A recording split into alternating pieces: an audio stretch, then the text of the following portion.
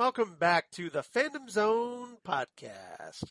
I'm one of your co-hosts, Charles Skaggs, back in the Fandom Zone, once again ready to talk more The Falcon and the Winter Soldier with my wonderful co-host, wonderful friend, and someone who is sharing my concern for our great friend Jesse Jackson right now. DJ Nick. How you doing, Nick? Hey Charles, I'm doing well, and as always, happy to be talking Falcon Winter Soldier with you. And of course, yes, as you and I talked a little bit about off air, definitely sending major thoughts and prayers to our third brother, as Jesse likes to say, of course, to Jesse Jackson, who we know is, under the weather to say the least, and definitely, hoping that we will be getting good news soon, and that he'll be back to his podcasting dynamic self. Yes. Without going into details right now, because I'm not sure Jesse wants us to, I just want to say that he's in the hospital right now, and we're very concerned about him. But hopefully he'll be all right. So we'll see. Yeah. We'll have to learn a little bit more from his doctors. So we're just very concerned at this stage right now. So fingers crossed. And I'm sure both Nick and I would definitely appreciate it if you kept Jesse in your thoughts. Yes. And hopefully get him back on the airwaves sooner rather than later. Amen to that. Yes. All right. So try not to be a bit of a downer, but I just wanted to address that, rather particular concern we're having right now. So here at episode 214, Nick and I are going to be discussing today, we're going to be discussing Truth. Yes. The 5th episode of The Falcon and Winter Soldier, written by Dylan Mousson, who is new to the series. I'm not familiar with his work, but I thought he did a pretty good job here in this episode. Directed once again by Kari Skogland, who's directed the previous 4 and will most likely direct the 6th and final episode next week. Hard to believe because we're already here at the 2/3 mark. Yeah. Now just over the 2/3. And I'm curious about your thoughts because this is a different type of a change of pace episode. After the 4 very hectic, action-packed episodes, we kind of take a little bit of a breather in this one.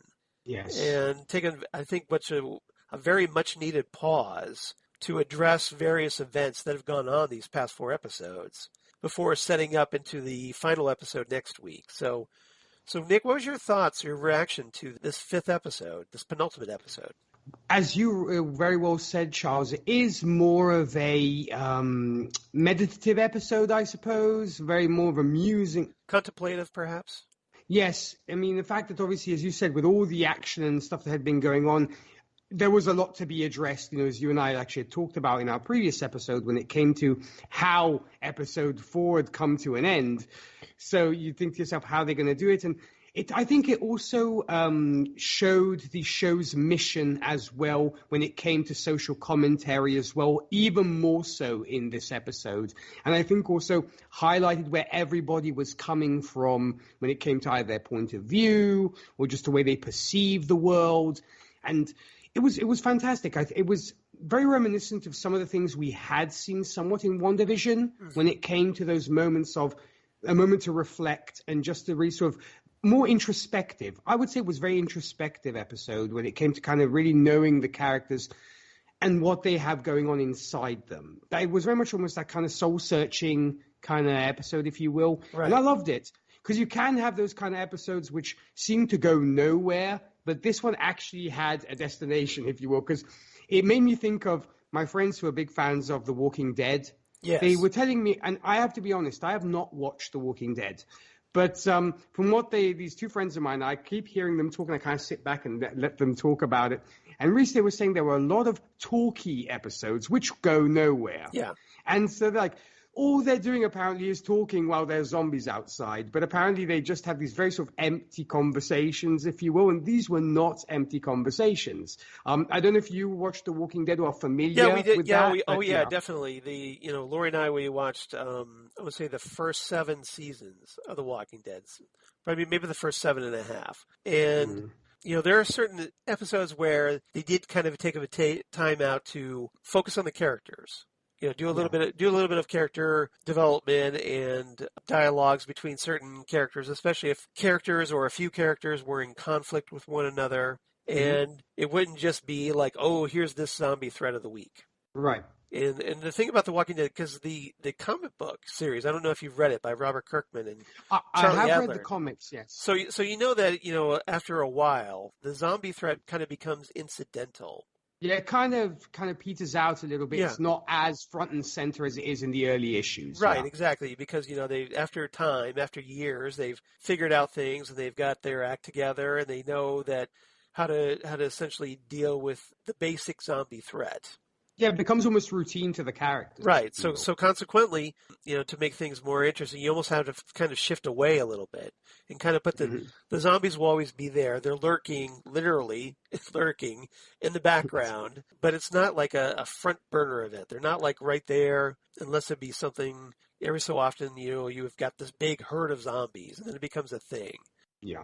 But, there's a lot of ways that during the regular course of the season, like in the middle of the season, sometimes you take a little bit of a time out and to kind of catch up on, certain events, get other characters, coordinating and kind of set things up for where you want to go in the future, like transitional episodes. And I think that's what this is here. I think this is a basically for, to use a sports metaphor, taking a time out and then figuring out how we want to set things up for the big finale next week. Yeah, it's right. It's almost that's a great way to compare it. It's almost like, this is what's been going on so far, and this is where we're going to go. But first, we want to maybe just take a dive and analyze the situation, almost like a recap of what we've been through thus far, and like you said, and where we're going to end up by episode 6. Yeah, and this episode is also interesting because this is one of the things I want to talk about when we get into our topics, but we got the introduction of what is apparently a new major player in the Marvel Cinematic Universe. Which apparently was not supposed to appear here, from what I've gathered. She was actually supposed to appear in Black Widow before. Well, I think maybe she was, from what I was reading, the character we're talking about, of course, is Contessa Valentina Allegra de Fontaine. Yes. And apologies if I butchered that, but that's the way I pronounce it. You probably could pronounce it better, being Italian. You did a very good job, Charles. That was close enough, as they say. Yeah. All right. Yeah, so the Contessa is a very notable character from Marvel Comics, especially in the 60s, because she was a member of Nick Fury's Agents of S.H.I.E.L.D. back in the day, and she was created by Jim Steranko. But here, she's now played by Julie Louis-Dreyfus, who is known to a lot of American audiences as the character Elaine Bennis on Seinfeld. And she's also played Selena Meyer on the HBO series Veep. And she was also on the TV series The New Adventures of Old Christine. And I first got to know her from, she was a regular, not ready for primetime players on Saturday Night Live back in the day. Okay. So in the 80s. And it's very interesting because she's primarily known for comedy, but what she's doing here is not a very comedic role, to say the least. Oh no, definitely. But no, as also, because I was actually doing a little bit of reading up about the whole thing, because what I was mentioning was the fact of obviously Black Widow being pushed back. Right. Black Widow was supposed to come out before this, and so apparently audiences would have met her in that. Yeah. So maybe when you see the leg, that shot of the legs, yes, folks would have been, oh my, she's in this too, right? Yeah, that probably would have been a tell. What I'm saying? Yeah. So I think what it is you're right. I think the order just got screwed up because of Black Widow being delayed in the theaters. So originally, I agree with you. I think we were supposed to be introduced to her in Black Widow. Yep. But because the Falcon and Winter Soldier TV was released first, this is where we meet her for the first time. And then we'll see her again in Black Widow, I guess. It will be an interesting contrast, I think, compared to where we should have met her to where we have met her, if you see what I mean. I do have some theories about, because of, her being in Black Widow and also being here, about maybe what they're doing with her. I have some theories. I'm right there with you. So we'll talk about that in one of our topics. So stay tuned for that. I'm going to tease that for now. You know me, I'm such a tease. Trivia this time. I thought, obviously, you'd probably, we talked about this a little bit before in a previous episode, but the title for this episode comes from the Marvel Comics limited series, Truth, Red, White, and Black. Yeah. Which was a 2007 limited series by Robert Morales and Kyle Baker, which told the story of one Isaiah Bradley, who, we get the story of in this episode, who in the miniseries was one of 300 African-American soldiers experimented upon by the U.S. Army in an attempt to create super soldiers after Captain America. Yeah. So, especially after the disappearance of Captain America. So we finally get that story here, and, which is probably why they titled this episode Truth, I'm guessing. Yeah. So if you're wondering about Contessa Valentina Allegra de Fontaine, she first appeared in Strange Tales, Volume 1, number 159, as a member of the Italian jet set crowd who was recruited by S.H.I.E.L.D. She and Nick Fury eventually became lovers, and their relationship continued for many years as they worked together as agents of S.H.I.E.L.D. And as a result of the Contessa's remarkable talents and skills in many areas, she quickly became a leading member of S.H.I.E.L.D., alongside, of course, Nick Fury. Years later, though, a Skrull agent posed as Contessa de la Fontaine apparently impersonated her in order to spy upon Nick Fury and learn as many secrets as possible. However, Nick Fury became suspicious and killed the agent, who then reverted to her true shape, thus revealing the secret invasion of the Skrulls' plot to infiltrate Earth to Nick Fury.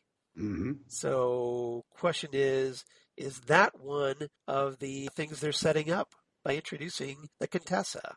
It could, because we know that Nick Fury is supposed to get a series called, you guessed it, Secret Invasion. Secret Invasion, yeah.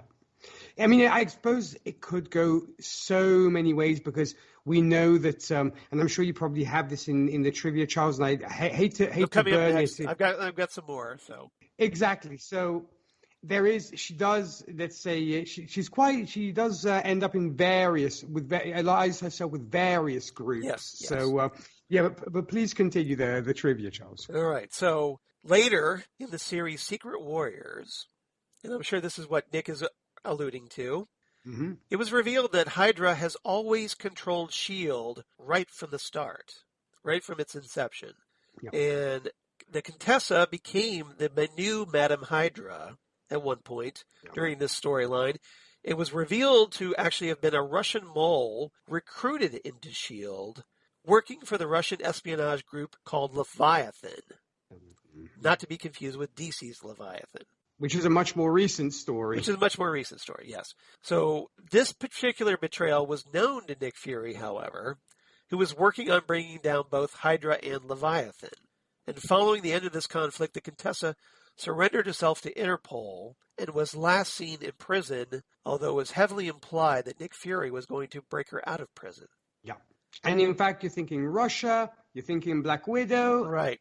You're kind of connecting the dots there, I reckon. So we know, like you said, she's going to be in Black Widow. So there could be ties there, perhaps. But there's a lot of ways they could go with this character. Oh, yes. And plus, here's the great thing is, I mean, sometimes I think folks forget that the MCU does not take place on the same Earth as the comics. No. It's its own continuity, basically. Yes. Exactly. I mean, this is Earth 199,999. Right. Which is the MCU. That's why I think the fanboys who get their capes in a bunch over that didn't happen in the comics. Yeah. Here's why: it's two different Earths, folks.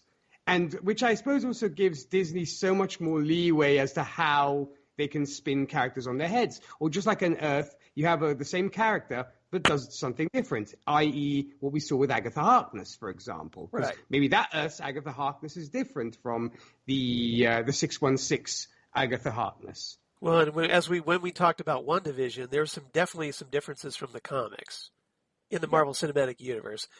Especially like in the movie Captain America Civil War, which was supposed to be based on the Civil War miniseries by Mark Millar and Steve McNiven, mm-hmm.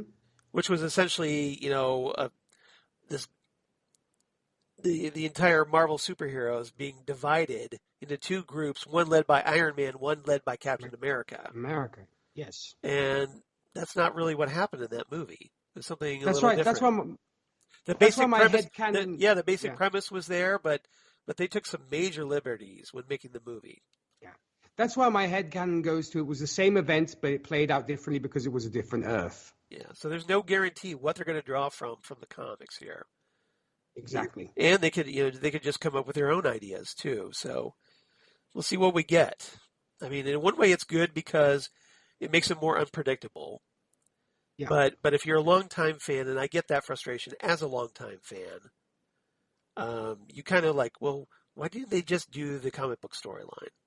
No, I'm right there with you. But as I mentioned, I think the reason why I think also the MCU and Disney decided to say it's a different Earth because the fact that that way they are not beholden Right. to the Earth 616 law, if you will, when it comes to stories and how things panned out. And Yeah. like you said, it makes it way more interesting as well for folks like you and me who maybe have no certain storylines. And so we don't know what to expect, just like you know with WandaVision recently, which threw us all for a loop for certain things. And let's face it, if they did follow the storylines to the letter, every comic book geek and their brother would be on the internet spoiling everything for everybody.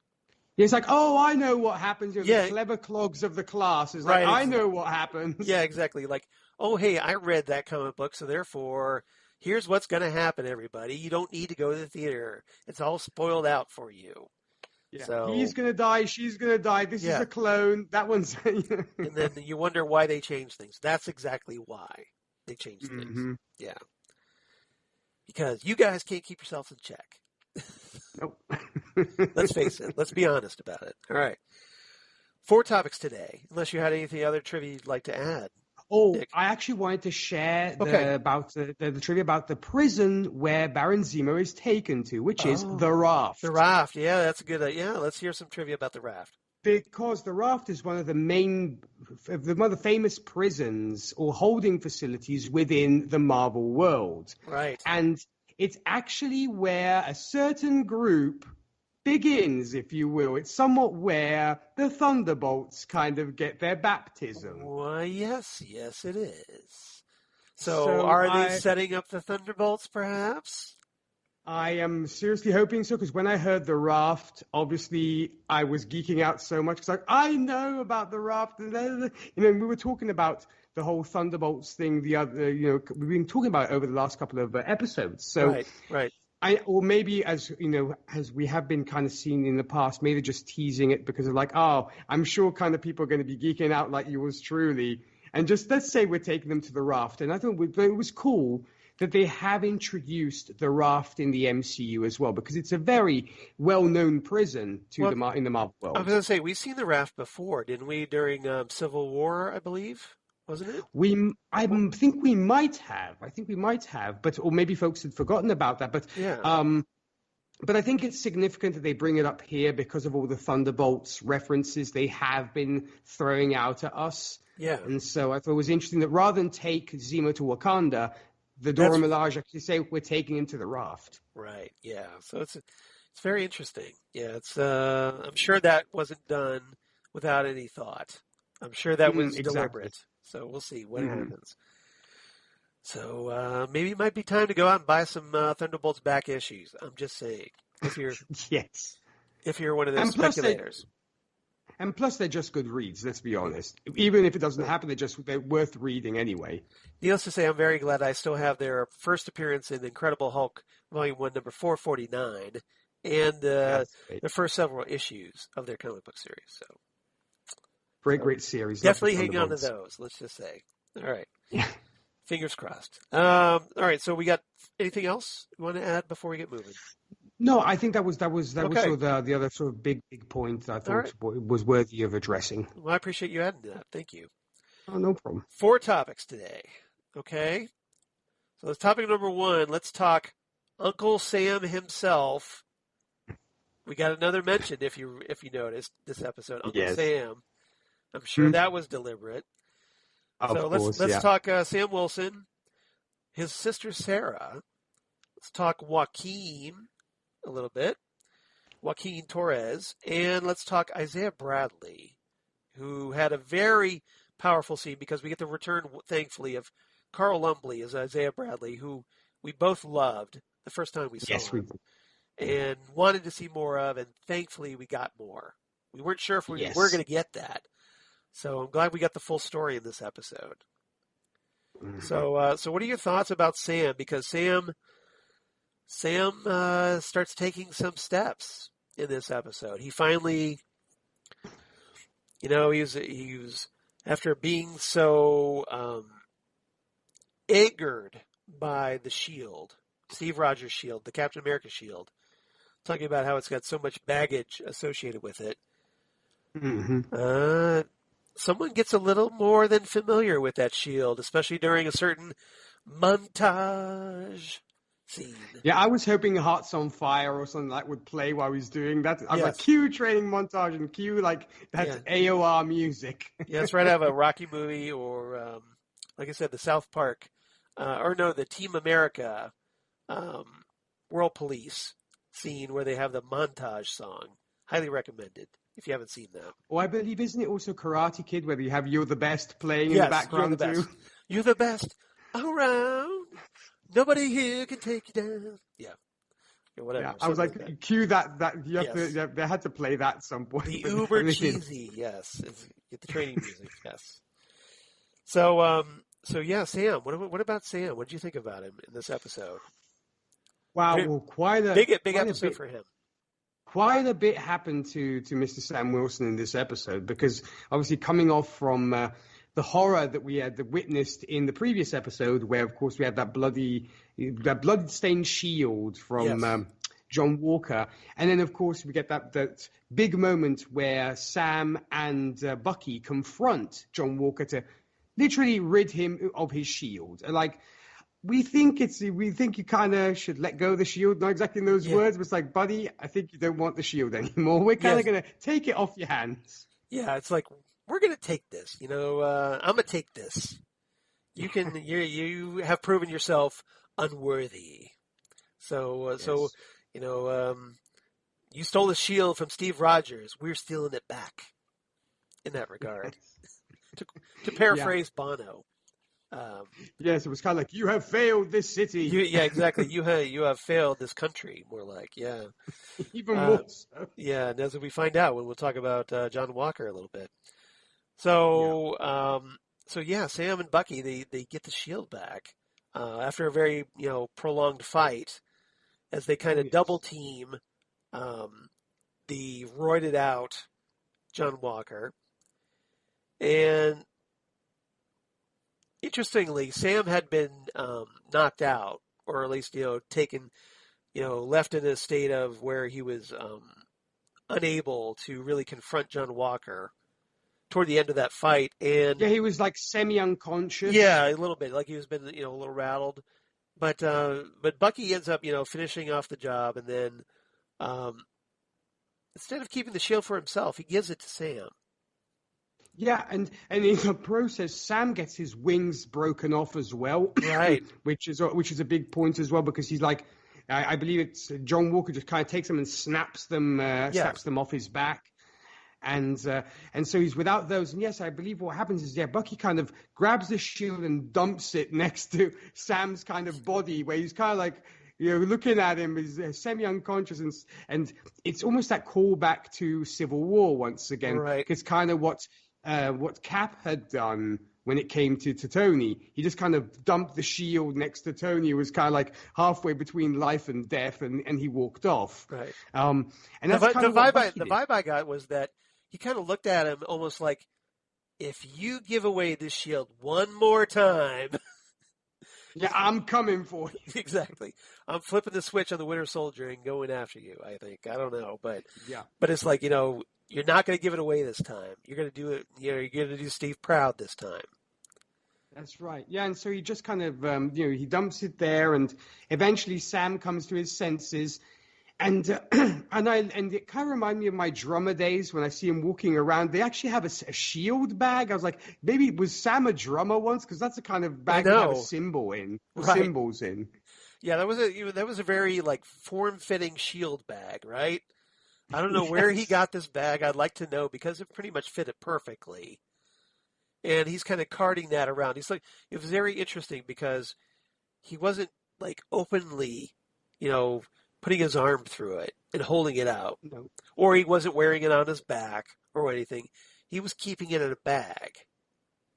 And I think that way, if they stopped him, he's like, I've got a session with my band. I'm the drummer, and these are the symbols. Maybe, I mean, granted, it's a little less conspicuous that way, but still. And obviously he takes that when he goes to see Isaiah Bradley later on. Yeah. And that's when we have that big confrontation between him and Isaiah, and it's a beautiful, beautiful, so well acted between the two. Carl Lumbly was so good in this episode, once again. And both of them were fantastic because you had on one side Carl Lumbly, on the other Anthony Mackie, who has grown and matured so much from an actorial standpoint. Right. It was just so great to see the two interacting. And it's interesting how opposed Isaiah is to even the prospect of a black Captain America. Yeah. Because of what happened to him. And you can understand where he's coming from. Yes. But I think that maybe because of that experience, he's too jaded to see the potential, especially here in 2021.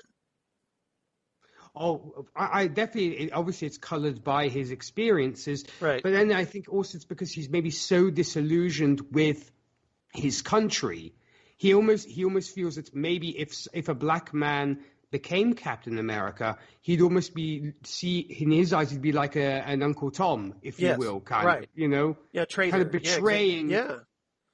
Yeah, exactly. And, that anybody who would want to take it up, he makes this comment about that, they don't have any self-respect, to paraphrase. Yeah, so it'd almost be like, he'd lose total respect in my eyes. And because I think Sam doesn't exactly openly say it, but he implies I'm kind of thinking of becoming Captain America. If I did that, how would you feel about it? Obviously, he doesn't say it that way, but he chooses his words very carefully. We see what a great, how diplomatic Sam is, which once again is perfect for the role of Captain America because he's so good at talking to people. Right.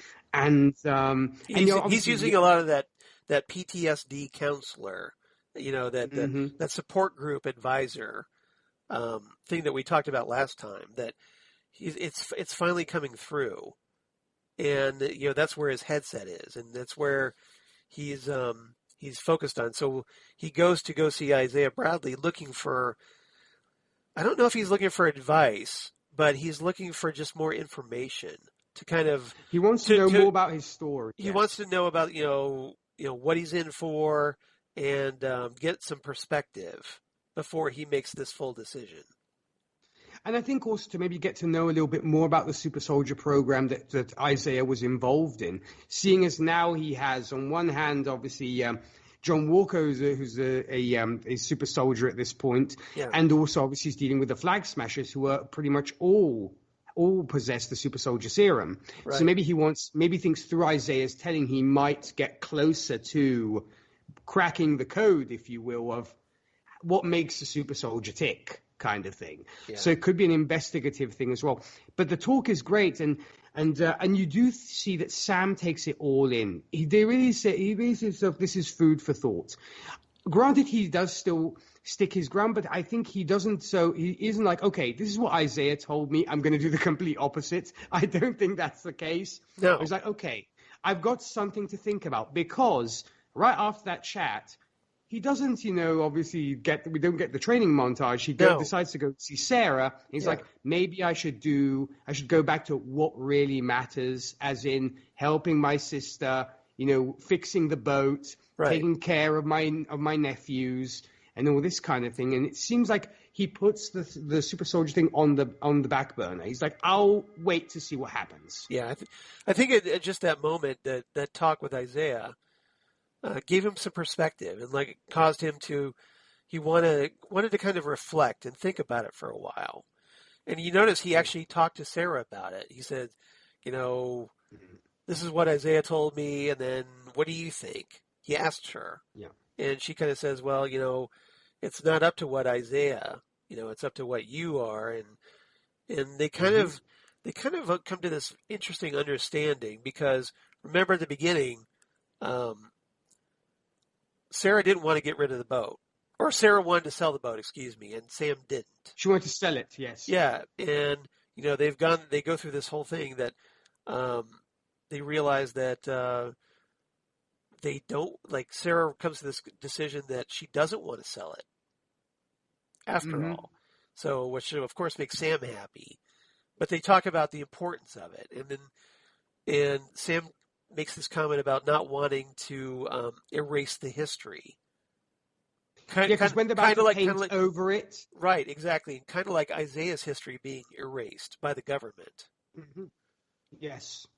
And that's a very, very strong comparison between the whole thing of, and obviously it's a criticism on the writer's part of how Black history has been erased, or how, maybe certain pioneers of African American heritage, or part of African Americans who did so much, for the world at large and stuff, have just been, that's totally been glossed over and totally been whitewashed. Yeah. And it's a great comparison to when Sam is about to paint out their parents' names on the boat. Sarah stops him, saying, "No, we have to keep the legacy." Yes, if you will, which is a beautiful, beautiful thing, and it's great that Sam, I think, decides to, I'm going to wait because so much stuff has happened. I want to go back to being just Sam Wilson and not the Falcon for a while. Yeah. And that's why I said he does the whole stuff with the boat. And it's wonderful how the community of Saint Croix, I believe it is, just come in, pitch in to, help him and Sarah when it comes to getting the boat together. And of course, Bucky shows up. Yeah, we'll talk about that. But I like the fact that the community came together. Sam kind of reached out. This is where he took a very active role here. He said, "Look, I'm going to need some help fixing this boat up." So he kind of asks around the neighborhood and see who's available, who can help him or helps, and they bring him supplies and all kinds of things to help fix the boat up. And he's very appreciative of it. And, like you said, then all of a sudden Bucky shows up, and some pretty amusing moments when Bucky starts flirting with Sam's sister, Sarah. Yeah, and it's terrible. The guy even just gives her that kind of look, and Sam's almost like, don't even go there, buddy. Yeah, exactly. Sam totally plays the overprotective brother here, big time. He's like, "Look, if you do this, I'm gonna they're gonna be feeding you to the fishes or something." Yes, I'm gonna have so and so chop you up and feed you to the fishes. Yeah, something like so. No flirting with my sister. He's very adamant about that, but doesn't stop Bucky from trying.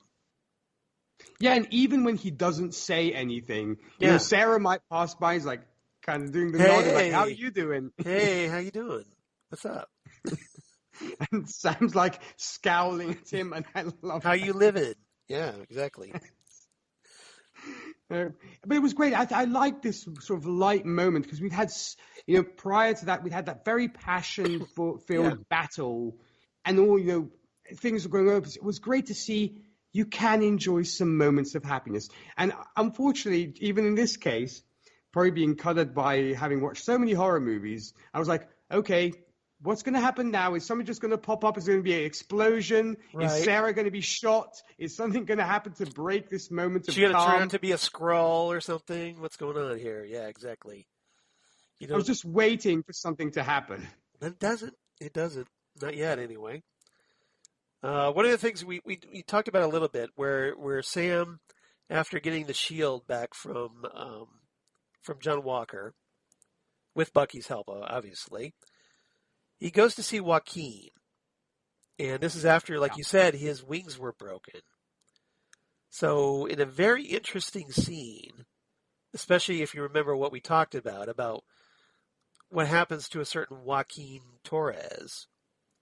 Yeah, way back in episode 1. Yep, exactly. So he leaves the broken wings to Joaquin. Like he just leaves them there. So do you think they're setting up for Joaquin becoming the new Falcon? I'm really hoping so. I'm really hoping that this might be the case because I really like Joaquin. He seems like a fun guy, and also he's very chilled. I love that he's so kind of chilled, kind of zen almost when it comes to him. Yeah. I really dig this guy. So it was a curious plot point, and I'm like, okay. So if he left him his broken wings, I don't think Joaquin's just going to take them and throw them out the window. Just leave them with Monday's trash. Right. So exactly. I have a feeling he's going to do something with them. Whatever he does with them, I guess will be reviewed. Because at the same time, speaking of, him leaving the wings there, Bucky has something for Sam. He comes up with a little box, this little gift from Wakanda, which I don't know what it is, though, by the end of the episode. But we pretty much have suspicions, right? Because Of course. And, all this, we see Sam doing a training montage with the shield, where he's practicing his moves, doing his little flip arounds. Now, interestingly, he doesn't have the super soldier serum in him, right? Nope, he is actually completely a normal guy. So essentially, he's like John Walker, going to be like John Walker he's going to have the same problems that John Walker had, presumably, right? That's right, yes. And then going up against, those that are superpowered. So. Yeah, because we can see that he's working out like there's no tomorrow. He's running, and we actually got that on your left remark to one of his nephews, which was cute. That was cute. Yes, exactly. And nice call back to Steve and Sam in Falcon and Winter Soldier. Which I thought it was great. And then, of course, when he opens the box and we don't know what it is, obviously I couldn't but think of Pulp Fiction. And I was like, because we never. Something tells me it's not Marcellus Wallace's soul. I'm guessing. No. Or even, a sword, or who knows what else it could be. But presumably it's going to be, and I don't think this takes much educated guess here, it's got to be a new Captain America uniform, right? I have a feeling it's got to be Sam's super own, high-tech, cool. Yeah, Sam's own Captain America uniform.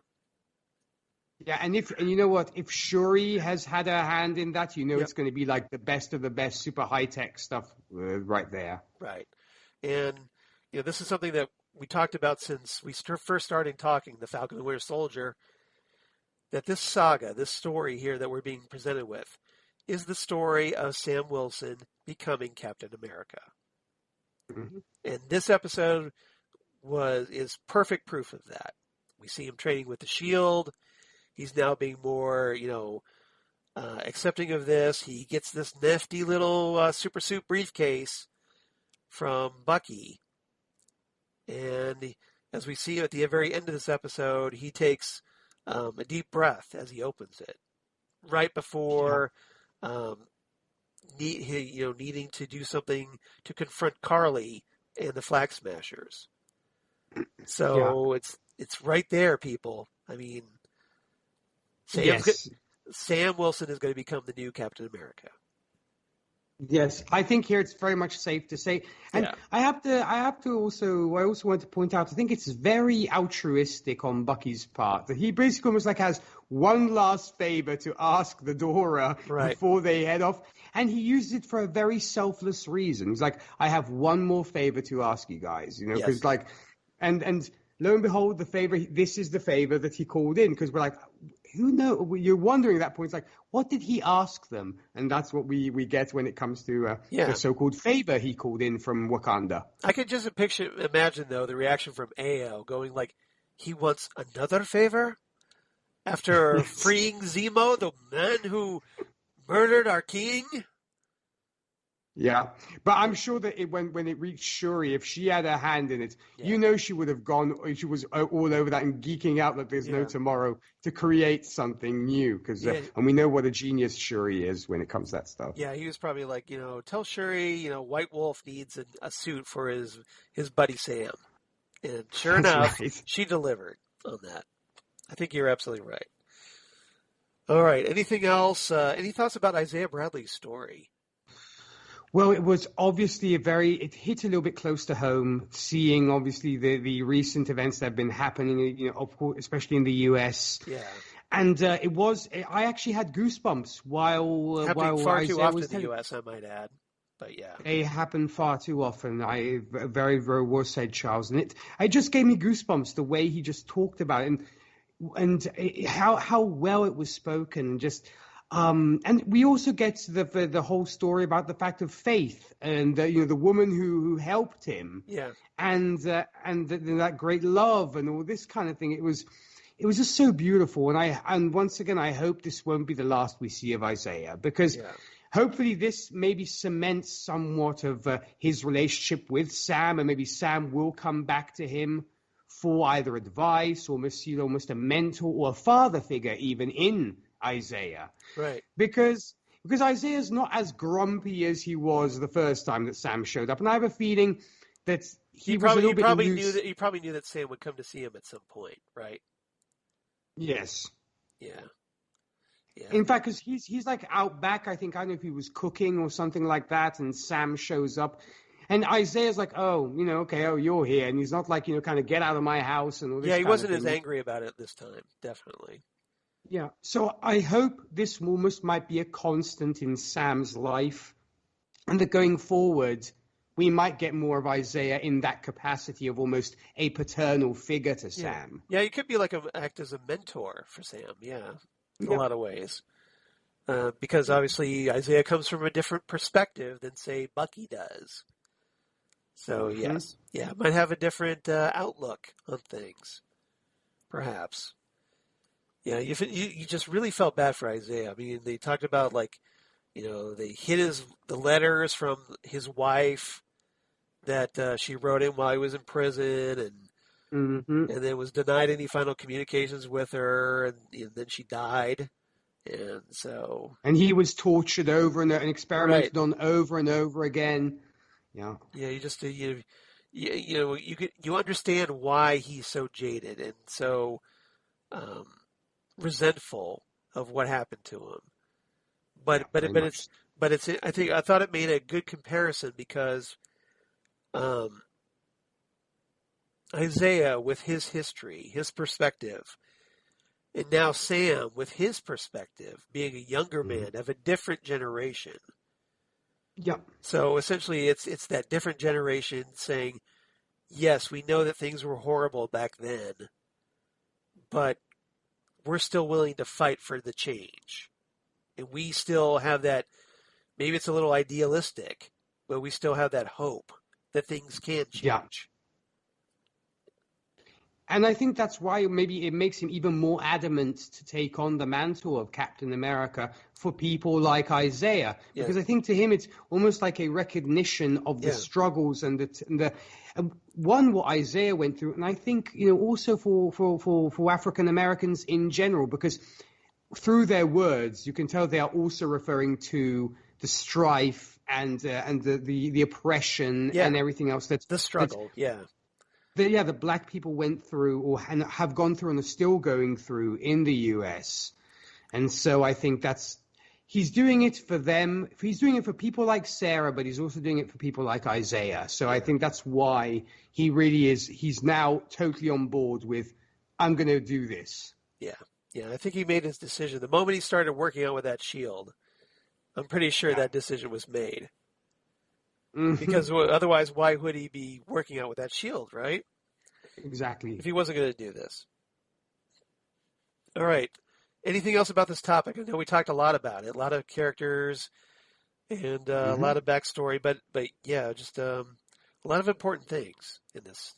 The only thing I feel is, he doesn't obviously have any kind of augmentation, as you had pointed out, Charles, so we'll be curious to see how he does it unless the suit is able to augment and help him out, almost like Iron Man, if you will, like Tony Stark, who has no powers, and it's all tech. Yeah, I didn't consider that, but you might be right. Although, what happens if the suit gets damaged? Yeah, then he's kind of like Tony, you're kind of out of luck, if you will, to use a clean phrase. Yeah, unless, of course, Sam ends up juiced at some point. Unless that happens. Unless there's one more vial of super soldier serum out there, perhaps. We'll see. Still got one more episode left. I'm just saying. That's right. All right. Topic number 2. Let's talk Bucky now. We talked a little bit about Bucky, about how he's flirting. And we talked a little bit about Zemo and the Dora Milaje. So let's talk about those 3.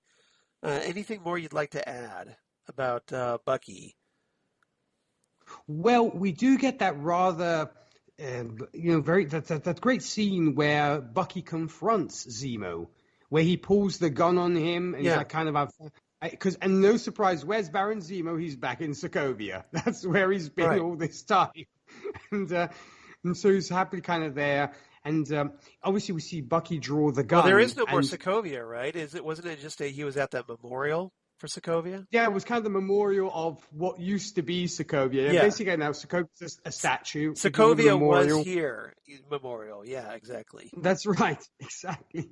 And in the end, you get that moment where obviously Bucky pulls the gun on him, and you think, and you of course you have that moment, that obligatory moment of will he or won't he? Because we know that Bucky is not gun shy, literally, so No. he's not gonna have problems about shooting this guy if he really wants to. But at that moment, it's just I'm like, Bucky. I was kind of looking at the screen going, Bucky, you're better than this. You are better than this. So you were concerned about Bucky, that he was actually going to shoot Zemo in that moment. I was kind of concerned because I thought to myself the whole thing of you're kind of teetering over into Winter Soldier territory if you do that. And I think that's probably what they were trying to imply of he is caught in between of, do I go back to good old Bucky Barnes? Right. Or do I fully embrace the dark side and become the Winter Soldier once again through this act of murder? You are killing a bad person, but it is murder. Be it a good person or a bad person. But the great moment, of course, when you see the camera goes onto his hand and he drops the bullets to the ground and he hands him over to the Dora, which was great. Yeah, and I was like, so the gun is unloaded, everything's okay. Right thing. The gun's unloaded, everything's okay, and then he just hands him right over. It says, I'm not going to kill you. I'm going to do more than kill you. I'm going to leave you to the Dora Milaje. Let them take care of you. Then Zemo's just kind of like, yeah, a little awkward, but pretty justified. And this, of course, was on the heels of there's a little bit of a discussion that Zemo had with Bucky, where talking about how to stop Carly, and Zemo is insistent, like, you're gonna have to be the Winter Soldier to kill her or to stop her. Mm-hmm. And this leads to Bucky showing that, look, the Winter Soldier's history. Here's proof. Yeah, that's right. That he has kicked that habit, and that now he's gotten rid of he's battled his demons, if you will. Now, I actually was curious, Charles. Were you surprised that the Dora would not take Zemo back to Wakanda and instead decide to take him to the raft? Or were you like, oh, okay, that makes sense? I was kind of surprised by that because, they seem to be their own nation of laws. Like we got from that great quote from Arrow last time, the Dora Milaje have jurisdiction wherever the Dora Milaje choose to be. So I kind of was surprised they didn't take him back to Wakanda, although they figure that that because of Wakanda's working with the UN, that they would have problems with the United Nations if they didn't return Zemo back to the prison where he's supposed to be held. Perhaps. Right.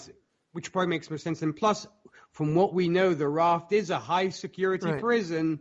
Or the raft could be because it's in international waters, it could be an international prison, perhaps. Yeah.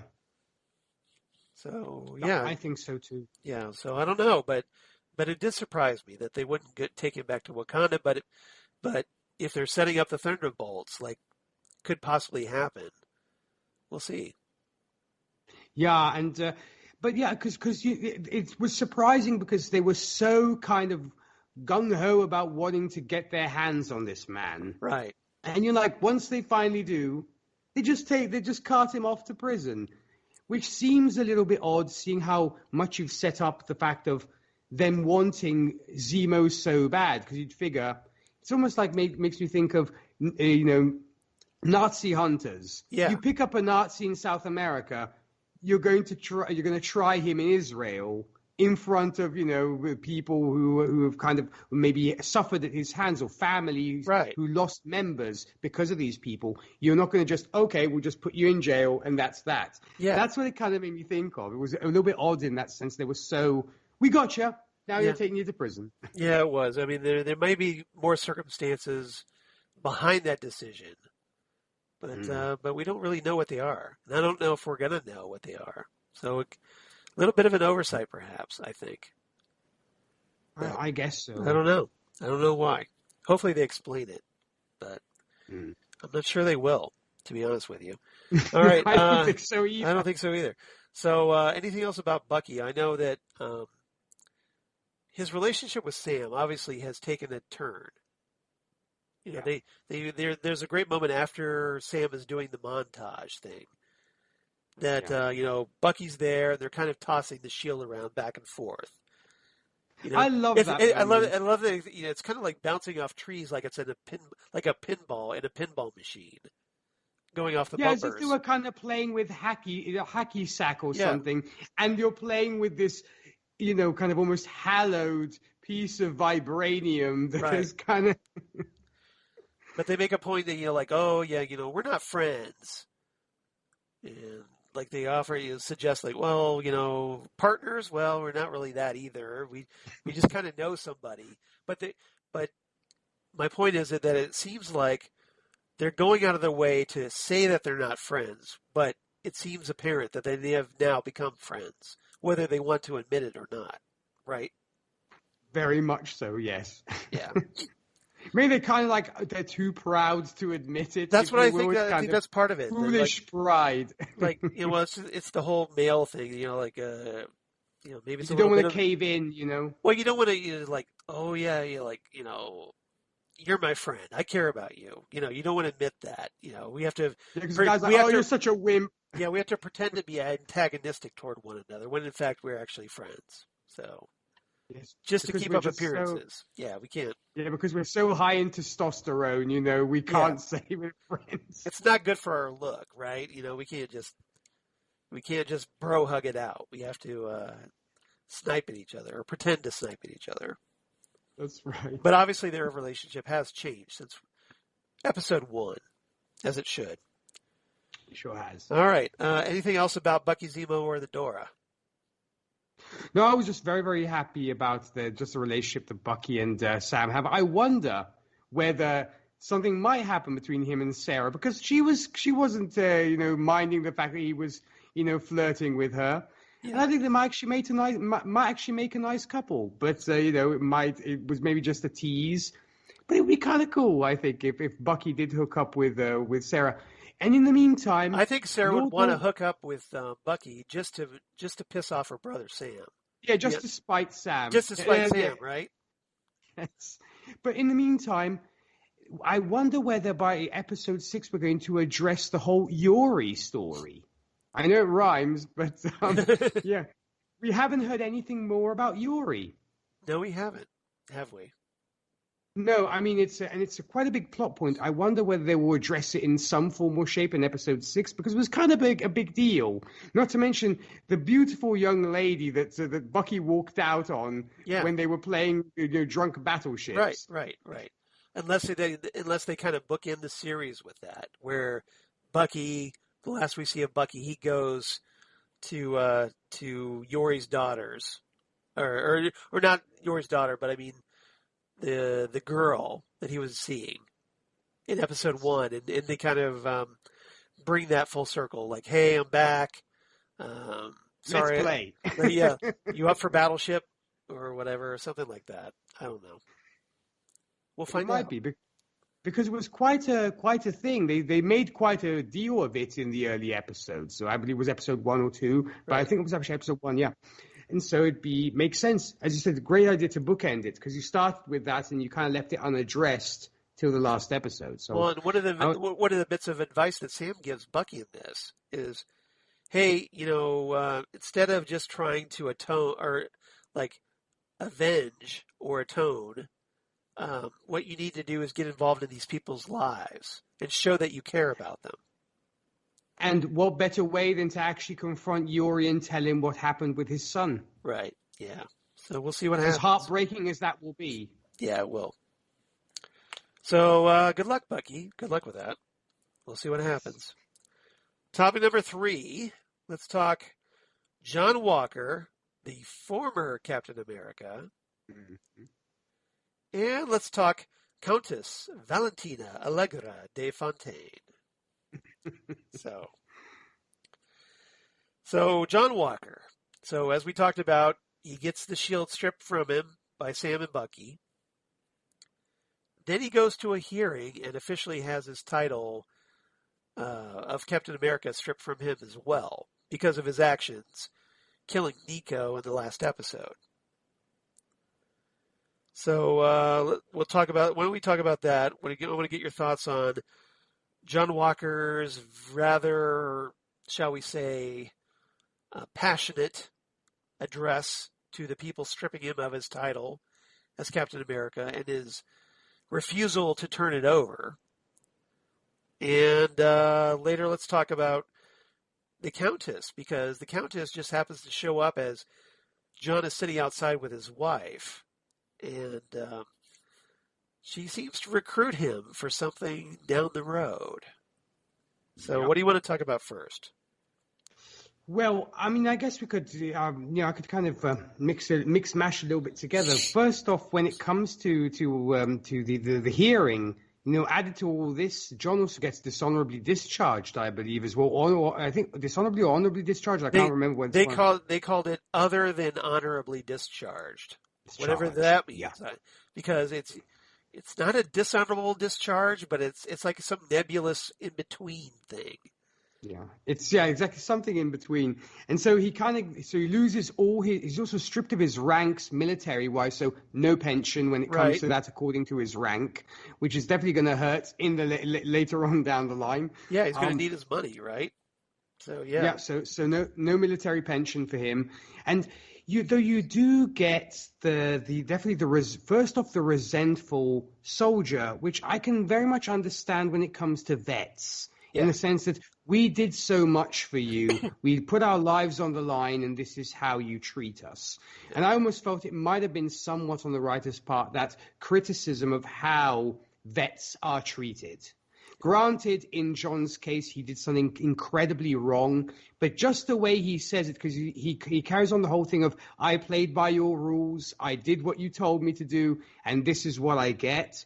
I think it was very reminiscent of the criticism on as I said, on how vets are, treated, as it were, or what they don't get according to the amazing sacrifices they have made, the huge sacrifices these guys have made, guys and gals.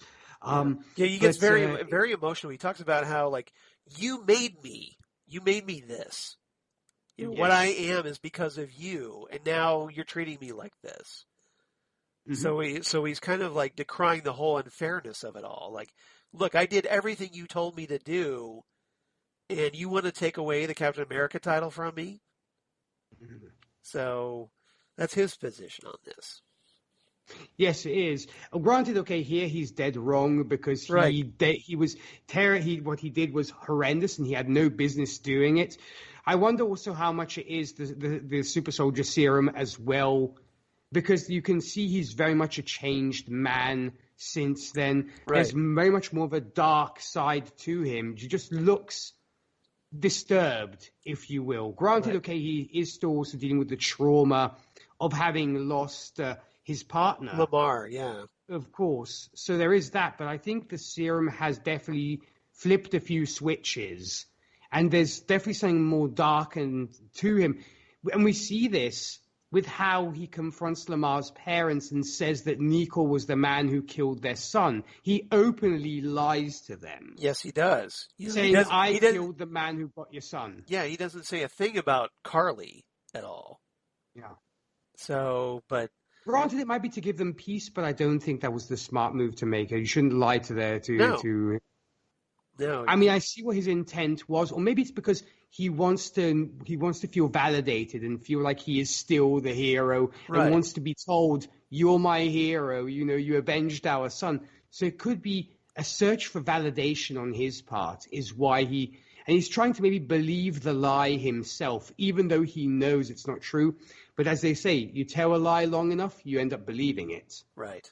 Yeah. And he's almost giving himself that he's getting to the point where he will eventually believe that Nico was the man who killed Lamar. Yeah, and I'm sure he probably figures that he will go out and eventually deal with Carly. I'm guessing. Yes. In his own way. So maybe he decides that telling them that the woman that killed their son is still out there isn't necessary at this point because he's going to take care of it, perhaps. Yes. Well, yeah, and maybe in his eyes, like, oh, I'm giving them peace. Yeah. But, and then, of course, we get that post-credit scene where even though he doesn't have the shield, he's making one. Yeah, we finally get our first post-credit scene, like you mentioned. So, John Walker, so he doesn't have the Captain America identity anymore. But he still likes to call himself Captain America. But he still apparently thinks of himself as Captain America. So he's decided to make his own shield, and he's even like using his own medals of honor to be a part of it. And he's forging it himself. So it seems more than likely that he's going to become the U.S. agent, right? At this point. I think so, unless he adopts the name Super Patriot, maybe, but I don't know. But he could, because he did have that alias in the comics first. But I gotta think. I think he's gonna go straight to the U.S. agent, right? I think so too. But yeah, it was that moment where like he's totally lost it at this point. Yeah, he's totally gone off the deep end, and he's. Because, we had talked about it in the previous episode that he's not going to let go of that shield lightly. He's not going to. Because it's everything. It's everything to him now, especially now that Lamar's gone. Mm-hmm. That his whole sense of identity is now wrapped up in that shield. Yeah. So consequently, he's like, well, if I don't have the shield, I'm just going to make another one, my own, and I'll fuel my identity into that instead. And as we said, he's going completely rogue. Yeah. That's what he's going to do. He's just going to go rogue and do his own thing. And well, we did talk about her a little bit when it comes to Valentina. Yes. Well, I had I have a few theories, and I'm also curious to hear what yours are as well, Charles. Right. But the way I do have theories, by the way. The way she sits down and talks to John. She's clearly making a sales pitch, obviously. And totally ignores his wife. I mean, she acknowledges at one point going, you're married to this beautiful woman here, but other than that, she's just like, she's steamrolling and just basically making her sales pitch. Gives him a card which has nothing on it, but might show up, maybe, I don't know. That's what I'm thinking, because, she does give him this, like, completely black business card, which I have to think at some point is going to light up, right? When it's time to be called for whatever. And that's right. And so we'll see what happens. But yeah, and luckily John actually keeps it because he doesn't toss it, chuck it away. No. I think he believes he pockets it or something like that, but he holds on to it. Right. So probably like whenever all this is said and done, next week, we'll find out. But my theory here. So go ahead. All right, so Contessa Valentina de Fontaine, Allegra de Fontaine, excuse me. My theory is that because she's going to be in Black Widow, as we now learned. I'm curious to see if you're thinking along the same lines as I am. In addition to trying to recruit John Walker. Mm-hmm. So my question is she trying to recruit her own Captain America and her own Black Widow in the form of Yelena Belova in the Black Widow movie? And so because of that, I'll get there. So because of that, is she recruiting her own Dark Avengers? Yes, great minds think alike, Charles. I was like, this could, granted our dreams could be dashed to pieces. Right. But this could so be the Dark Avengers because of the fact that, as you said, Yelena Belova being the new Black Widow, him being the reverse version of Captain America. And maybe there will be others in the wings as well. Heck, maybe Zemo might be brought in at some point, who knows who Valentina might contact. But I think it is a Dark Avengers deal. Also because we don't have Norman Osborn, who is obviously the man behind the Dark Avengers in the comics. So this would be perfect for that. And we had said, this is a different Earth. So you're like me. You think that the Contessa is essentially a surrogate Norman Osborn for this. I think very much so. Either she's the headhunter for somebody else recruiting these people, or she is literally the Norman Osborn bringing these folks together, either be it for a Thunderbolts thing or the Dark Avengers. Yeah. But I am so hoping it's a Dark Avengers thing because, oh man, it's perfect. It's right there. Yeah. So for those who are wondering, okay, what the hell are you guys talking about? Exactly. Who are these Dark Avengers? Who are these? What are you talking about, Dark Avengers? What is all this? So, help me out here if I get this wrong, but basically, the Dark Avengers were a group that was overseen by Norman Osborn, the Green Goblin from the Spider-Man movies. Yeah. At least the Sam Raimi Spider-Man movies. And Norman had managed to essentially achieve power through a group called Hammer, which was essentially following the events of Civil War. Correct. Hammer essentially supplanted S.H.I.E.L.D. as the go-to spy agency, the agency in charge of keeping America safe. Yeah, it was like the national security basically turned to Norman Osborn saying, right, do something for us. Yeah. Exactly. So Norman, because Norman is insane, because remember, he's the Green Goblin, right? So Norman decides, well, hey, I'm going to create my own group of Avengers. And some of them turn out to be supervillains in the guise of superhero identities. Correct, yeah.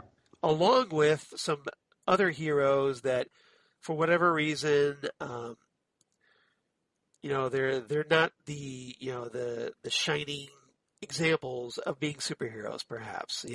They have that little, either that touch of gray or they have a darker edge to them. Or they become like totally disenfranchised with the Avengers. Right. Yeah. Yeah. So consequently, they end up in this series, what's called Dark Avengers. And eventually it has to be another group of Avengers, the New Avengers, I believe, that eventually have to defeat them and regain the title of being the officially approved Avengers once again. Yeah, that's right. So in a nutshell, that's it. So possibly because the Avengers have disassembled after the events of Endgame now, someone like Valentina comes in and says, hey, we need a new Avengers. So let's form our own. And John Walker, you're recruited. And when the Black Widow movie, if it ever arrives in theaters, she can go to Yelena Belova and go, hey, you're recruited, and we'll see who else she picks up along the way. Perhaps the Vision, who is now out there after the events of WandaVision, perhaps. So we'll see what happens. Yeah, and I suppose more will probably be revealed, like you said, when we get to see Black Widow, and we probably might learn a little bit more about what Valentina is all about. But I was like, this is a headhunter. She's recruiting, and this is exactly what she's doing. And I was so excited. But once again, I kind of had to check myself saying, curb your excitement because you've gotten excited before and you've been heartbroken. Right. So curb your enthusiasm, as they say. But if you want to learn more about this, it's a storyline called Dark Reign that Marvel Reign did. Is the one, Yeah, so if you want to learn more about that, just go look up Dark Reign on Wikipedia. They could probably direct you to the various issues involved with telling this story.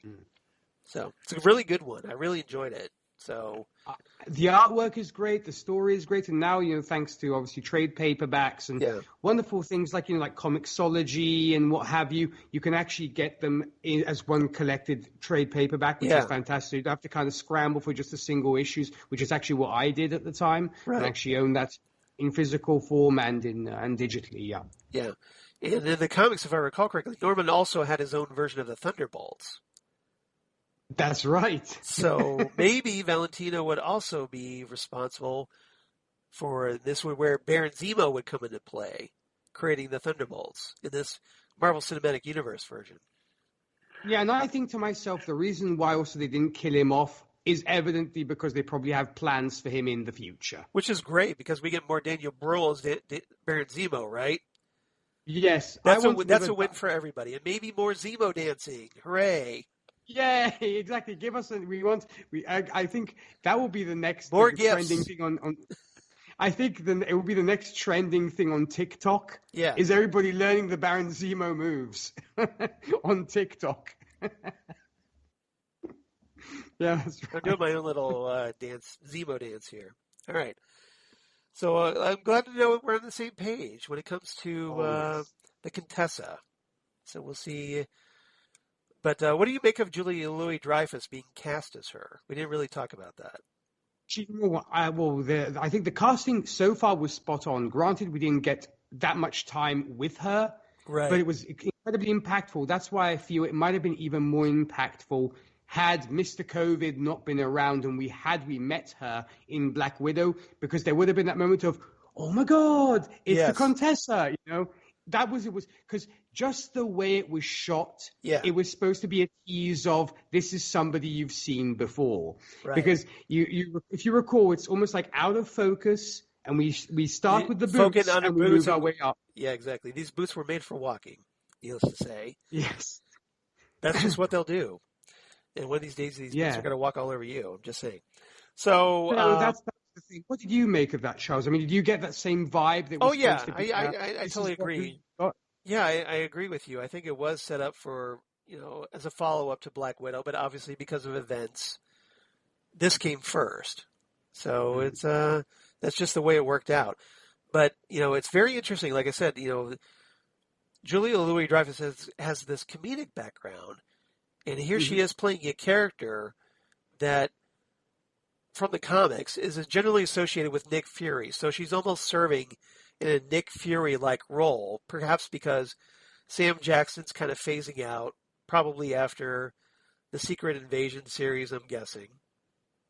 Yeah, I'm feeling so too. So, but if as we find out that they're going to do the Dark Avengers Dark Reign storyline, it would make sense to have a character like their own Nick Fury in this role. True. And Contessa's an interesting choice.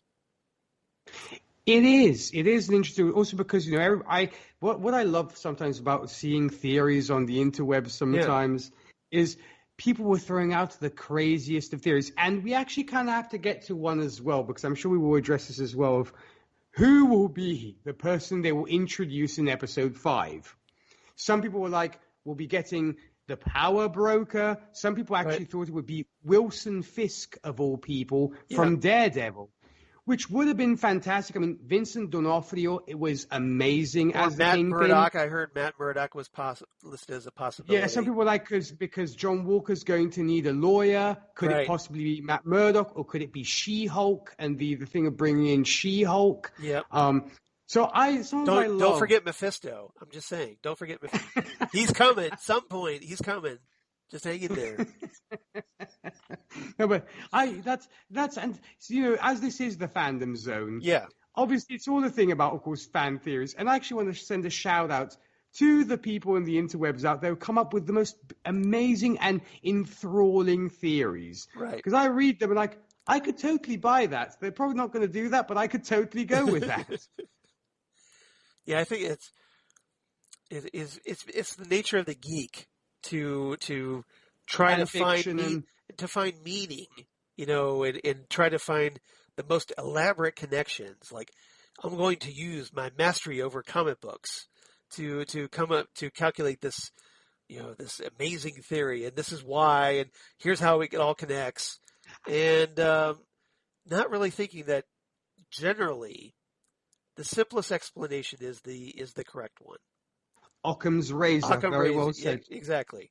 So sometimes fans like to get ahead of ourselves, and I know that sometimes we do that here on the Phantom Zone. But we might be doing it. We might be doing it here with the Dark Avengers and Dark Reign, but it certainly seems like a road they could go down. I'm not saying they will, but it seems like they could. And I suppose, as comic book geeks and stuff, we can dream, as they say. Right, exactly. I think it's just because we want to see it happen so badly that and the mainstream public would so love it. Yeah, it's almost like we try to will it into existence, right? Yeah. This is Through the going to law of happen. attraction. Yes. No, but also because I think folks who don't read the comics, as much as they've enjoyed all these characters, never reading a Yeah. comic, I'm like, you guys who don't read comics, they would so love it if you got the Dark Avengers because it's fantastic on paper. Right. Just think what it could be on screen. Yeah. Yeah, exactly. So, anything else about John Walker or the Contessa? I know we've thrown out some things. No, it was just great fun. It almost just seemed, like I said, like the used car salesman with the chap who's kind of like down on his luck saying, Yeah. "Hey, buddy, you want to buy a car?" Right. Kind of thing. Well, she swoops in at the perfect time. She essentially goes, "Hey, John. Hi, I'm the Contessa. You can call me Val, but don't call me Val. And I see you're out of And a she job." does her runway model walk when she shows up. Well, she does her sales pitch like you said. It's like, "Hey, I see you're out of a job. Just so happens I might have some work for you if you're interested. Here's my card. It doesn't have anything on it, but trust me, when the time is right and the correct movie shows up in the Marvel Cinematic Universe timeline, that thing will light up and we'll do some business together." Yeah. So she kind of reminded me, in some ways, a little bit of the character of Mirage from the Pixar film. yeah, right. From the Exactly. Incredibles. From the Incredibles, yes, exactly. It's kind of like the Mirage kind of character. Kind of in a way, yeah. Recruiting for Buddy, yeah. Yeah. Syndrome. Yeah. Great movie. Still one of my all-time favorite superhero movies, The Incredibles. Great movie. The sequel, meh, but the first one was good. The sequel was all right. I mean, it wasn't horrible, but it wasn't great. Yeah, it had its moments, but it's definitely not the Incredibles. Not on a par of the first film. No, I agree. No. All right, topic number 4. I know we're running long, so let's talk Carly. Old Carly Morgenthau. What she's up to with the Flag Smashers, and somehow connected now to Batroc, the Leaper. Mm-hmm. Yes. So, curious about your thoughts here, because Carly, we finally get her master plan in this. Yes. And her master plan turns out to be, we're told this at the very end of the episode, is that apparently she wants to stop the GRC vote on the Patch Act, which would send 20 million refugees back to their countries.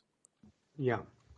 So she's obviously against that, and then now is going to be launching an attack on the GRC headquarters, I guess. Which apparently seems to happen, but then we cut away from it, because obviously they have the summit. Yeah. And it seems like there's a total blackout. Yeah, they're all arguing with one another, and then all of a sudden the lights go out. Yeah, and then we cut away. But it's a curious one, because I guess it will obviously be revealed in episode 6 what happens, because either the Flag Smashers are actually there at the headquarters when that happens. Well, one of them is. I don't know if you noticed, but one of them. Oh yes, there was one guy that was shown with the Flag Smashers, who shows up as like a security guard or something there. I forget what he was. He was dressed in a suit, I guess. Yeah, he's infiltrated the GRC. Right. And it's curious because obviously, here Carly is totally on the warpath. She's completely disillusioned. She's even more so with Sam, whom she thought she had a connection with. And now she literally wants to kill him, I think, once all is said and done. Because Batroc shows up and he's like, I want to kill the Falcon and all this kind of thing. And now, but see, here's, I think, where Carly will slip up. Because she's getting incredibly reckless. Right. And I think it's just escalating to where she's going to make a mistake, and that's what's going to cost her dear. It's very sad that she's completely thrown away any possibility of ever even talking to Sam again. To her now, he's like the enemy because by association with John Walker rushing in, she feels almost betrayed. She's like, you set me up. To her, she feels Sam set her up. And especially now that Nico's gone, killed by John Walker. So now she's associating Sam with the murderer, John Walker. So it's that guilt by association, but essentially it's like hey, I thought we had a connection. I trusted you. And here you are palling around with the guy who killed Nico, the guy I liked. That's right. And it's very, I mean, we have seen this in multiple films and TV shows where the guy who wants to do right kind of is mixed up in something that he's got nothing to do, he or she has nothing to do with. And by association, that other person they're trying to reach out to feels that they are running with the wrong crowd. And so they group them all together and you're with these guys. We have nothing more to discuss. You're dead. End of story. So that's pretty much her standpoint. And I think one can't talk about Carly without talking about what we do briefly see of Sharon Carter. Yes, we do. Because Sharon makes a phone call in her extremely luxurious apartment with all these lovely paintings, and all we can sort of discern somewhat is somebody yelling at her in French. Yeah. Well, the thing was, she was actually she was revealed to be the one who sprung Betrock from prison. That's right, and so the question is, why did she do that? For one, that's why either it validates the theory if she really is the power broker. Yeah.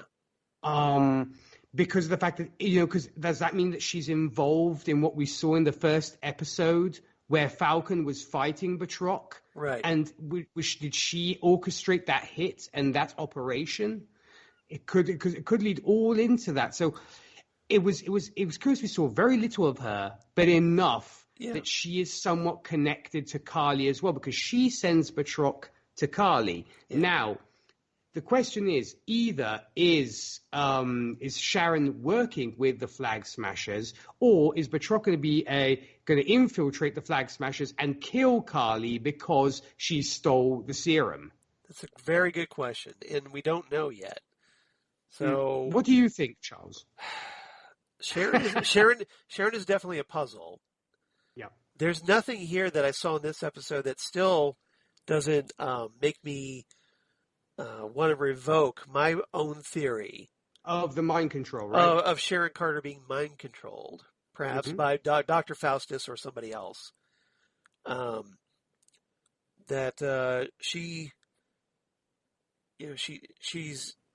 they're being deliberately vague about her motivations and what she's really up to. Who she's working for, or is she masterminding the whole thing all along? We don't know yet. That revelation will probably come up in the 6th episode. It's probably going to be a big one. Yes. So we'll see. I don't know. I mean, there wasn't enough to really put any more. Incriminate her. Well, there wasn't any more. Yeah, I mean, all you know was that she busted out Betrock for a reason. And Betrock is now suddenly hanging out with Carly. So is there a connection there? Why does Sharon want Betrock with Carly? Yeah. And why is she giving all this tech to help her out with her plan? Yeah, so because Betrock brought that suitcase, which obviously is obviously courtesy of Sharon. Yeah, I'm assuming. Presumably, yeah. So too many questions, not enough answers in this episode. Unfortunately. True. As you said, they're purposely probably playing vague. I mean, it could just your theory could still find, of course, validation because they are very obscure about it. As in, we see her doing this, but could it just be a red herring in making us want to believe that Sharon is the power broker? It could go any way at this point, as far as I'm concerned. Which is beautiful that we left hanging on till episode 6 and nobody has a clear answer. Yeah, I mean, it's good because we're still guessing, and that's good. Yes. It's keeping us on our toes. So we'll just have to see how things play out. Hopefully they'll stick the landing. Yes. They only have one more episode, unless like WandaVision, this turns out to be just set up for another Marvel movie down the road. Yeah. Yeah, we'll get 2 post-credit scenes where we just have to speculate till whatever comes next. Honestly, I would not be surprised. And I'll go out on a limb here. I would not be surprised after the end of this series if they don't announce a new Captain America movie with Anthony Mackie as Sam Wilson, the new Captain America. So you think we might get those famous words of Sam Wilson will return in Captain America something? Well, think about it. If they want to keep those Captain America movies going, what better way to do it now that that Chris Evans is gone than to continue with Anthony Mackie as the new Captain America? And it would be incredibly sneaky of them to actually announce that there's a Captain America movie coming up, and nothing's been announced to the press. No, this would be a huge reveal, right? Yeah, and it would be, I mean, you know that it could literally break the internet if that happens. Right, because, it's that internet breaking moment. Well, I mean, what greater way, to end this thing in, like, Sam Wilson will return in the Captain America 4 or whatever. And we'll see. It could be, I think that would be fantastic. And as I said, because if they want the internet breaking moments, they have it on their hands if needs be. It's right there. I mean, that's what I would do. Now, whether what they do, what Kevin Feige does, could be something completely different. So I don't know. It's nothing in time. Yeah. But I did also want to add that. Call me. Just saying. Call me, buddy. Exactly. What I also did want to add is, I love Georges St. Pierre. He is, granted, right? he's not gonna win any Oscars anytime soon for his acting or Emmys. No. but I think he's really enjoying what he's doing. You can see he's having fun with it. Yeah.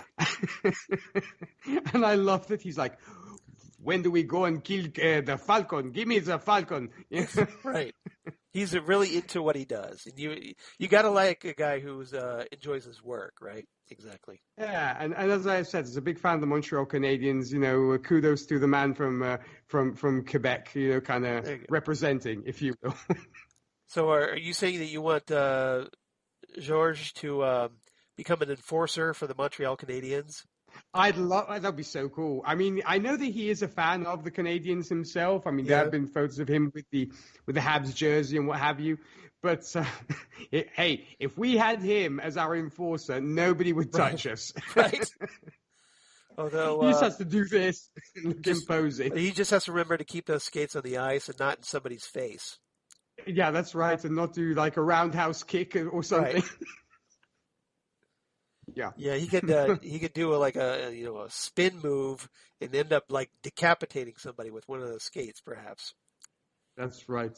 Very true. No, but it was great, and I think it's fantastic they brought somebody like Batroc to the TV show where we had that epic battle between him and Steve in The Winter Soldier. So I think it was a fun way to bring him back and give Georges St. Pierre something else to do. Well, yeah, because you get some guy like that, you want to see more of him.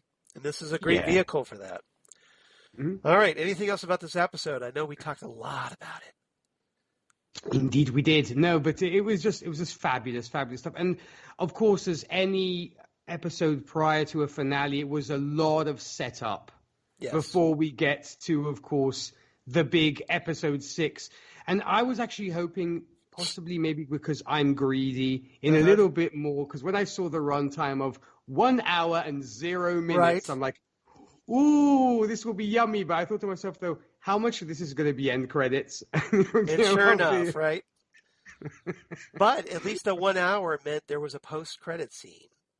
Exactly. You had to factor in that if they have an hour runtime, there has to be a post-credit scene before the 20 million, end credits of in Swedish, in German, in Turkish, etc. Yeah, the ones we all skip past, right? Yeah, exactly. Yes.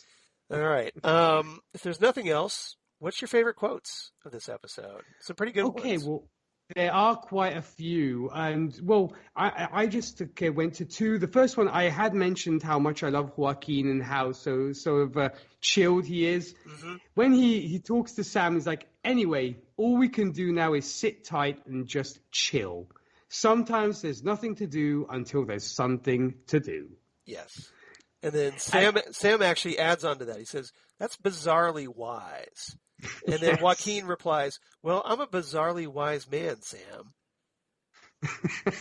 And wasn't that a great exchange? Yeah, it was. It was. But most importantly, I like the fact that they've established that these two are friends. So it makes perfect sense now for Joaquin to be Sam's successor as the new Falcon, right? Very, very true, yes. All right. Do you have any other quotes you'd like to share? Well, and then the other one, I believe, which is Sam, is if there's one thing I've learned, it's that I can't win every fight. And that's cool. I'm okay with that. But this is our history. We can't lose this fight. All our struggles as a people. I think about it, and I used to say, I'm going to show them. I'm going to go out and change the world. Yeah, silly, I know. But when I'd look in your eyes, I could tell you were always thinking that I was running away. That's good. Yeah. That's good. All right. So my favorite lines of this episode, Valentina Allegra de Fontaine, where she introduces herself and she goes, actually, it's Contessa Valentina Allegra de Fontaine. I know it's hard, but I don't like to repeat myself, so you can just call me Val, but don't call me Val. Just keep it in your head. And the way she delivers that is right. so good. Yeah, yeah. And let's see, what else? Sam with Isaiah. I thought that was good. Mr. Bradley, Sam says, we got to do something. We got to tell somebody. And Isaiah says, no, leave me dead. My name is buried. Sam says, but the world's different now. I know people. And Isaiah replies, man, that's why you're here? You think things are different? You think times are different? You think I wouldn't be dead in a day if you brought me out? You want to believe jail was my fault because you got that white man's shield? They were worried my story might get out, so they erased me, my history. But they've been doing that for 500 years. Pledge allegiance to that, my brother. They will never let a black man be Captain America. And even if they did, no self-respecting black man would ever want to be. That was deep. That's some hard truth from Isaiah. It was. For sure. It was like, tell it, brother. Tell it. Now you know then why they titled the episode Truth, right? Mm-hmm. And let's see. Sam with Bucky, my last quote. You up for a little tough love? You want to climb out of that hell you're in? Do the work. Do it. Bucky says, I've been making amends. Sam says, nah, you weren't amending. You were avenging. You were stopping all the wrongdoers you enabled as a Winter Soldier because you thought it would bring you closure. You got to go to these people and say sorry because you think it'll make you feel better, right? But you got to make them feel better. You got to go to them and be of service.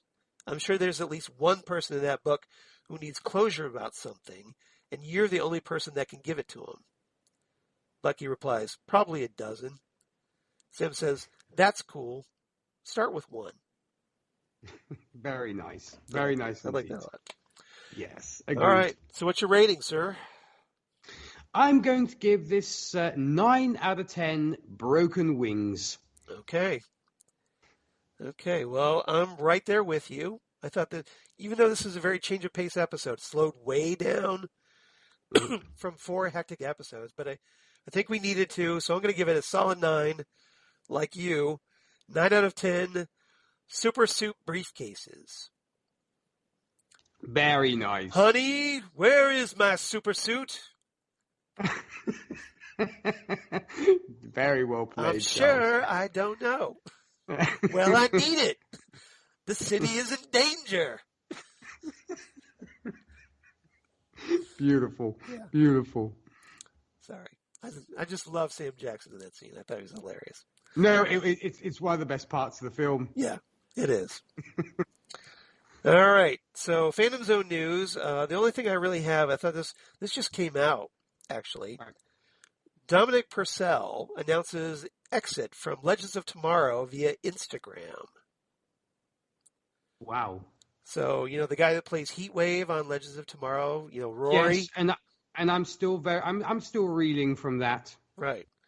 So he basically posted on Instagram, he said, quote, deal isn't done. I have no interest. This is regarding their upcoming season 7.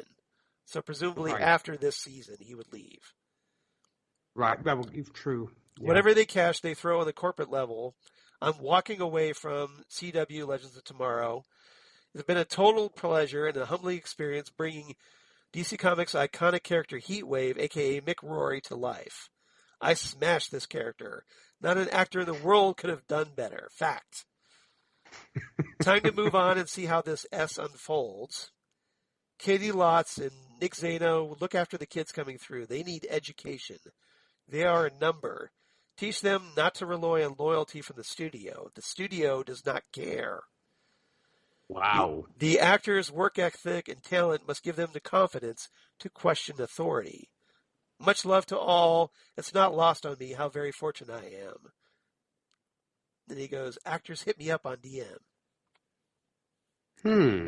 So, sounds well, like... it's very sad to see Heatwave go, because Rory was one of my favorite characters alongside with John Constantine, but it's a shame. But I see where he's coming from. Yeah, it sounds like he has some grievances there, a little bit. Mm-hmm. Seems like, the studio execs and stuff, it seems like once again have stirred some stuff up, and he's got beef with them. And you hear a lot of these stories, sadly, Charles. Yeah, apparently, the problems with Warner Brothers movies, the film division is now also with Warner Brothers Television, it seems. Mm-hmm. Sad to say. It is. All right. So on a lighter note, we got some Fandom Zone fan mail, everybody. Yes, we do. So, Nick, if you wouldn't mind, we've got a couple here from Holly Mack and Dave Proctor writing in. So would you mind reading those for me? Sure, of course. So first off, starting with Holly here. Holly starts off with, "Hey, Charles and Nick. Man, oh man, what an episode. Walker stripped of the Captain America title and him reacting in just the way I thought he would. Love the conversation between Sam and Bucky near the end of the episode. Some great scenes between Sam and his sister, and him catching on that Bucky may just like his sister, slightly. Zemo being under house arrest, in inverted commas, in Wakanda. Actually being taken to the raft there, Holly, right, but right. It's cool. And I really actually think he thought that Bucky was going to shoot him and resign to his fate, and then Bucky in emptying the chambers of the bullets. Yeah, for sure. I'm with Nick and his theory that Sharon might be the power broker. That one phone call that she took is really making me wonder if that's not the case. I'm really wondering what's in the suitcase that Sam opened at the end of the episode. Is it a new Falcon suit with stronger wings? Nope. Or could it just possibly be his own Captain America suit? Yes. Super suit. Yes, super suit. Something tells me that we'll be finding out in next week's episode. Is it Friday yet? I'll wrap it up here. Holly from Wisconsin. Well, thank you, Holly. Really appreciate you writing in, as always, and had a lot of fun talking Torchwood with Holly this week on Next Stop Everywhere. Oh, well, Holly's always a joy to talk to, isn't she? I mean, she was a delight. She was fabulous. She was so good on that episode. I really enjoyed talking with her. And also the Three Doctors, I believe, with Zan Sprouse. Wasn't that the case? That was also the case. And yeah, she was great on that as well. Noticing a trend here, right? Yeah, it makes you wonder. Basically, I need to have Holly on more often, I guess. Right? I think so too. Yes, exactly. So Dave Proctor writing in. Mm-hmm. Do you want me to read Dave's, or do you want to do it? Yeah, go ahead, Charles. Okay. All right, so Dave Proctor writes in, "Hi, fellas." Hi, Dave. Hey, Dave. Great week, great episode. Sam and Bucky are in a good place. Yeah, I agree with that. Mm-hmm. Zemo is in custody. Sam is accepting the shield and the responsibility on his own terms and is good with it. Sam's family situation is on better ground. Sam told Torres to keep those broken wings. Just a couple of big issues to wrap up. So he gives this 10 out of 10 Pulp Fiction level mysterious suitcases to open. Yay. Like I said, it's not Marcellus Wallace's soul, okay? True. If you know that theory, if you're familiar with that theory. Be well, for real. You and Jesse sick at the same time threatens my very way of podcast life. Aw. Well, thankfully it's not at the same time this week. But Jesse is still sick, and obviously Nick and I are still concerned about him. So we definitely are. So like I said, keep Jesse Jackson in your thoughts, everybody. We definitely appreciate it. All right. Thank you, David K. Proctor. So thank you, Dave. Thank you very much, Dave. Really appreciate you running in as always. And you just squeaked in under the wire, my friend, just as we were getting ready to go record this. Yes, as Charles and I were actually saying. As Charles and I were actually saying off air before we actually started, it's like, Dave, you've become like our buzzer beater when it comes to sending emails, which is fantastic. I love that. Yeah. Even Nick was surprised. It's like, Oh, I mentioned that Dave wrote in, and he was like, "What? Dave wrote it?" Yes, I was like, well, really? Okay, so But yeah, and Holly, of course, is like Miss Consistent. Seriously, she deserves like an award for right, being so she consistent. does, right? We got to give her a Captain America shield in honor of that. Yes, that's right. All right, you get an honorary Captain America shield, Holly, for your dutiful letter writing. Definitely appreciate it. Indeed. So if you want to be like Holly and Dave, please do write to us at fandomzonecast@gmail.com. That's fandomzonecast@gmail.com. Or you can find us on Twitter at fandomzonecast on Twitter. Facebook, of course, the Phantom Zone Podcast. Or Instagram at Phantom Zone Podcast. And Nick, where can they find you and hear everything that you do so well? Well, thank you. I don't know about that, but I definitely do my best. Well, when it comes to country music, folks, I do host a Whiskey and Cigarettes show where we play country 360 degrees. And to find out more about that, you can visit our website. That's whiskeyandcigarettesshow.com. Podcast-wise, if superhero movies are your speed, I do host Happiness and Darkness, the superhero movie podcast. We discuss all superhero movies under the sun. If you'd like to join me for that, you can visit our website. No website there, actually. You can hit us up with an email. That's happinessanddarknesshow@gmail.com. You can find us on Facebook, Twitter, and the Instagram. And also Gold Standard, the Oscars podcast, where myself and the wonderful ladies that answer the names of Zan Sprouse and Rachel Friend were discussing all the movies that won the Oscar for Best Picture from 1927's Wings to the present day. If you'd like to join us on there and discuss your favorite Best Picture winner, you can hit us up at goldstandardoscars@gmail.com. You can find us on Facebook and Twitter. And what about you, Charles? Well, Nick, as for me, at Charles Skaggs on Twitter, at Charles Skaggs on Instagram or Facebook, Charles Skaggs in Hilliard, Ohio, or my blog at Geeky Things. Damn good coffee. And hot. Damn Good Coffee and Hot, where I talk about all the stuff we talk about here in the Phantom Zone. So comics, sci-fi, TV goodness, news about the podcast for Southgate Media Group, including, well, hey, Next Stop Everywhere, the Doctor Who podcast, where, like I said, our delightful Holly Mack joined me this past week to talk Torchwood, where we discussed Captain Jack Harkness. Not the man, well, we talked the man, but also the episode title from Torchwood Series 1.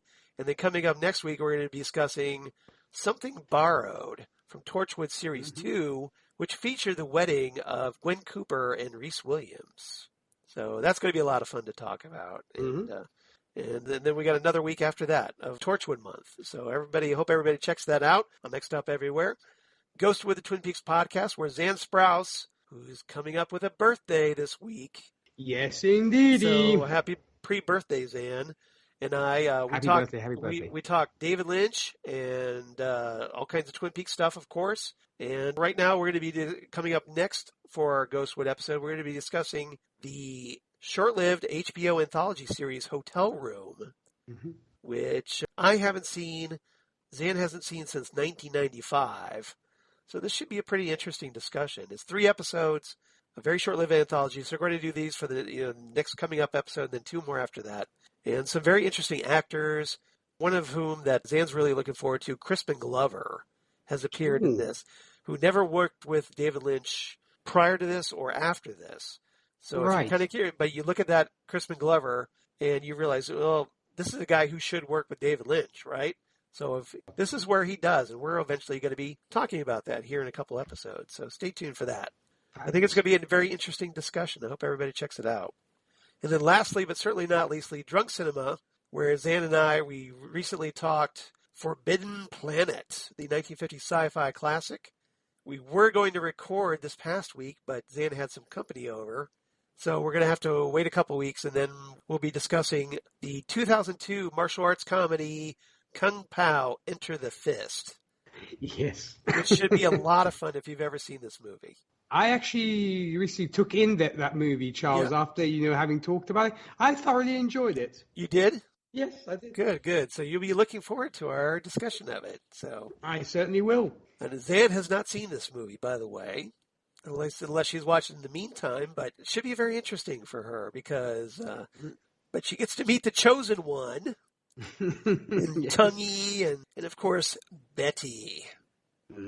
So that'd be a lot of fun to talk about, and hope everybody tunes into Drunk Cinema and checks that out. We definitely appreciate it.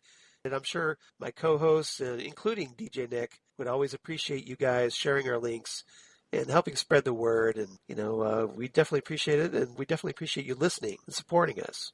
We certainly do. We certainly do. I couldn't have said it better myself, Charles. All right. So that's a lot to talk about. Nick, do you have any final thoughts before we sign off? Well, it's always just, as I mention often on this, whenever I podcast with you, Charles, it's always such a joy and such an honor to be doing this with you. And I'm so glad we got this avenue to podcast together. It always makes me very, very happy, and always gives me something to look forward to.